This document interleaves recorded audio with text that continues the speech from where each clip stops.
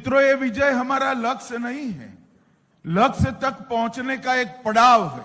हमारा अंतिम लक्ष्य है कमल निशान की केरल में सरकार बनाना, भाजपा का मुख्यमंत्री लाना।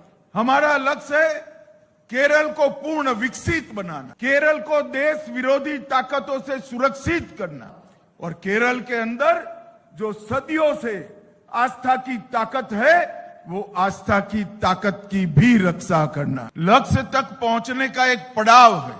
हमारा अंतिम लक्ष्य है, अब केरल की जनता भी मानती है कि तीनों काम यूडीएफ और एलडीएफ नहीं कर सकते हैं, केवल नरेंद्र मोदी जी के नेतृत्व में एनडीए ही ये काम कर सकता है।